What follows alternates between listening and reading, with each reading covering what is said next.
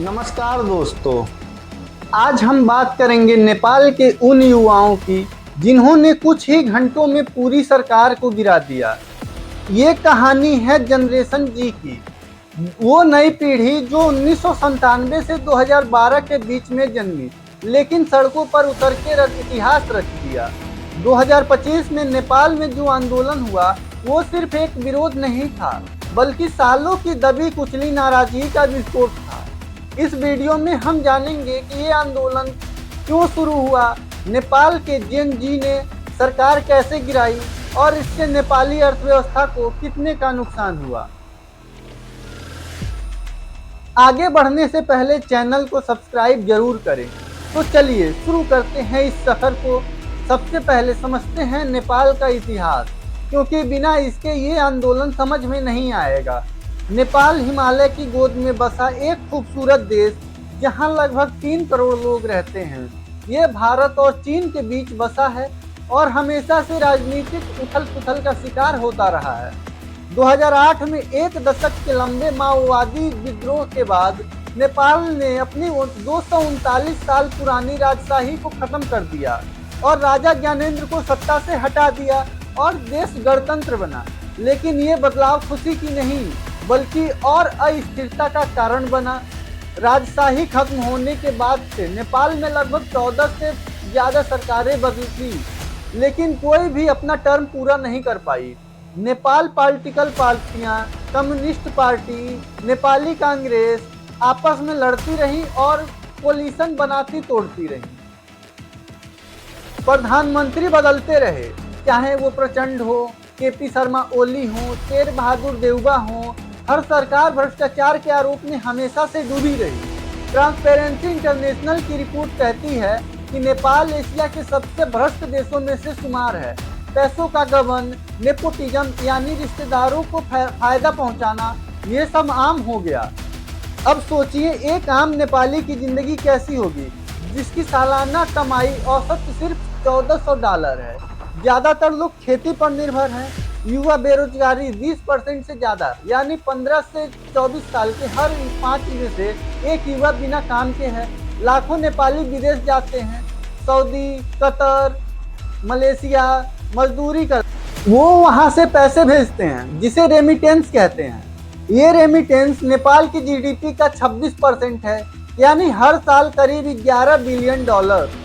लेकिन ये पैसे घर पहुँचते ही खाने, दवाई, पढ़ाई पर खत्म हो जाते हैं। दोस्तों, ये सिर्फ आंकड़े नहीं, लाखों जिंदगियों की कहानी है। नेपाल के युवा, खासकर जेन जी 13 से 28 साल के युवा सोशल मीडिया पर काफ़ी एक्टिव हैं। उनके लिए फेसबुक, इंस्टाग्राम, टिकटॉक सिर्फ इंटरटेनमेंट नहीं, बल्कि आवाज़ है। लेकिन जब सरकार ने इसे दबाने की कोशिश की तो पूरे नेपाल में आग लग गई। अब आते हैं असली कहानी पर। ये आंदोलन 2025 में सितंबर के पहले हफ्ते में फूटा, लेकिन जड़ें सालों पुरानी थी और ट्रिगर था सोशल मीडिया बैन। 4 सितंबर 2025 को नेपाल सरकार ने 26 platform, Facebook, Instagram, WhatsApp, YouTube, Reddit, Snapchat ban कर दिया। वजह एक नया कानून जो कहता था कि ये कंपनियां रजिस्टर्ड नहीं हुई और सरकार का दावा था कि ये फेक न्यूज़ फैलाती हैं। साइबर क्राइम रोकने के लिए युवाओं को भ्रष्टाचार उजागर करने वाली आवाज़ दबाने का बहाना लगा। इससे पहले सोशल मीडिया पर hashtag nepo kid trend viral हो रहा था। नेपो किड मतलब पॉलिटिशियन के बच्चे जो लग्जरी कारें, विदेशी ट्रिप, डिजाइनर बैग दिखा रहे थे। एक तरफ आम नेपाली संघर्ष कर रहा, दूसरी तरफ एलिट क्लास की शान। ये असमानता युवाओं को चुभ रही थी। जेन जी जो नेपाल की आबादी का बड़ा हिस्सा है, जिसने इसे बर्दाश्त नहीं किया और सोशल मीडिया पर संगठित हुए और no more nepo babies and hashtag unban social media को ट्रेंड कराने लगे। एक एनजीओ हमी नेपाल ने शांतिपूर्ण रैली का ऐलान किया, जिसमें निर्देश थे कोई पार्टी फ्लैग नहीं होगा और ना ही कोई पॉलिटिकल लीडर, सिर्फ युवाओं की आवाज़ होगी। लेकिन गहरा कारण था बेरोजगारी, भ्रष्टाचार और नेपोटिज्म। युवा नौकरी के लिए विदेश भाग रहे थे, लेकिन घर में कुछ नहीं बदल रहा था। सरकारें वादे करती रही लेकिन अमल नहीं। प्रचंड सरकार गिर चुकी थी, ओली सत्ता में आए, लेकिन वही पुरानी कहानियां। लेकिन जेन जी ने कहा अब बस, हमें नई शुरुआत चाहिए। मार्च 2025 में छोटे प्रोटेस्ट हुए थे जहां कुछ ने राजशाही की वापसी मांग की, लेकिन ये आंदोलन अलग था। ये एंटी करप्शन, एंटी नेपोटिज्म था, न कि प्रो मोनार्की। 8 सितंबर 2025 सोमवार काठमांडू में हजारों जेन जी सड़कों पर उतरे।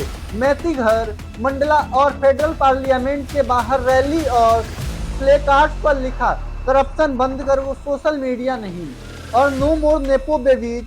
लेकिन पुलिस ने पानी की बौछारें, आंसू गैस, रबर बुलेट और फायरिंग की, जिसमें 19 मौतें, 200 से ज्यादा लोग घायल हुए। प्रोटेस्टर्स गुस्से में थे, उन्होंने पार्लियामेंट की दीवारें फांग दी। होम मिनिस्टर रमेश लेखक ने नैतिकता के आधार पर इस्तीफा दिया और कई जगह कर्फ्यू लगा, लेकिन रात तक आग भड़क चुकी थी।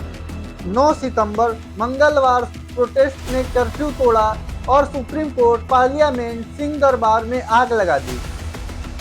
नेपाली कांग्रेस का हेडक्वार्टर, शेर बहादुर देउबा का घर, ओली का घर, प्रचंड का घर, सबको उन्होंने टारगेट किया और आग के हवाले कर दिया।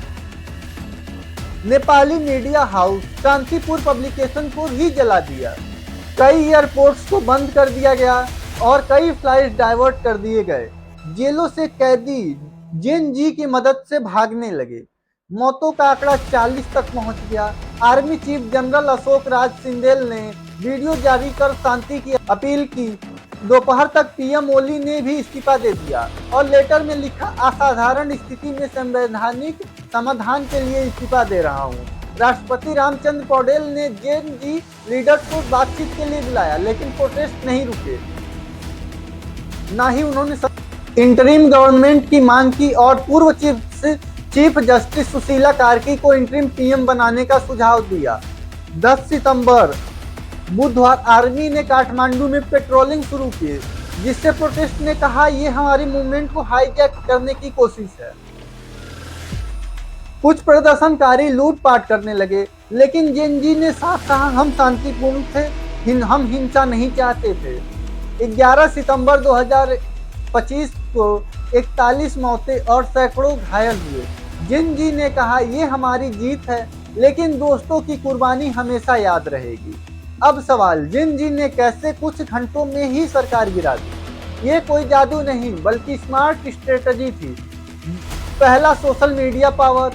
बैन से पहले इंस्टाग्राम पेज जेन जेड नेपाल ने प्लानिंग की। नॉन पॉलिटिशियन पीसफुल युवा कनेक्टेड थे। नेपाल में हर 2 में से एक सोशल मीडिया यूजर बैन के बाद वीपीएन से बच निकले और मैसेज फैलाए। दूसरा, लीडरलेस मूवमेंट, कोई सिंगल लीडर नहीं, इसलिए दबाना मुश्किल हो गया। तीसरा, स्पीड। 8 सितंबर को हिंसा ने इंटरनेशनल अटेंशन खींचा। CNN, BBC, NYT coverage, UN की अपील। चौथी, आर्मी का रोल। आर्मी चीफ ने डायलॉग चुना, फोर्स नहीं। ओली को सेफ एग्जिट दिया। 32 घंटों में प्रोटेस्ट से इस्तीफा तक जेन जी ने दिखाया कि युवा पावर क्या होती है। ये बांग्लादेश की स्टूडेंट अपराइजिंग जैसा था, लेकिन नेपाल स्टाइल में। जेन जी की जीत हुई, लेकिन आर्थिक रूप से नेपाल को अरबों का घाटा हुआ। पर direct damage, supreme court, parliament, Singh Darbar, party headquarter, leaders के घर सब जला दिए। अनुमानित मरम्मत लागत 50 से 100 बिलियन नेपाली रुपए। लूटपाट से business loss, hotel, shop damage, करोड़ों का नुकसान। दूसरा, एयरपोर्ट 24 घंटे बंद। ट्रेंड रुक गया। टूरिज्म जो जीडीपी का 7% है ठप। बॉर्डर पर market silent. Bharat Nepal trend प्रभावित। जेल ब्रेक से सिक्योरिटी कास्ट बढ़ी। कुल मिलाकर 3 से 4 दिनों के प्रोटेस्ट ने नेपाल को 200 से 300 बिलियन नेपाली रुपए का नुकसान किया। लॉन्ग टर्म इन्वेस्टमेंट डर गई। रेमिटेंस पर असर, क्योंकि विदेशी नेपाल रहे थे। मानवीय नुकसान, 40 से ज्यादा मौतें, सैकड़ों घायल। पूर्व पीएम झलनाथ खनाल की पत्नी बुरी तरह से जला दी गई। ये आर्थिक नुकसान नेपाल को सालों तक महसूस होगा। ओली के इस्तीफे के बाद आर्मी और जेएनजी में बातचीत हुई और उन्होंने सुशीला कार्की को इंटरिम पीएम बनाने का प्रस्ताव दिया, लेकिन चुनौतियां बाकी। पॉलिटिकल वैक्यूम, इकोनॉमी रिकवरी, ये मूवमेंट साउथ एशिया के लिए संदेश है कि युवा बदलाव ला सकते हैं। नेपाल अब इंटरिम गवर्नमेंट की ओर बढ़ रहा है, लेकिन सवाल वही, भ्रष्टाचार कैसे रुकेगा? जॉब्स कैसे आएंगे? क्या देश जेन जी की आवाज सुनेगा? दोस्तों, ये थी नेपाल जेन जी की क्रांति की पूरी कहानी। एक आंदोलन ने दिखाया कि आवाज कितनी ताकतवर होती है। लेकिन याद रखें, बदलाव जिम्मेदारी के साथ आता है।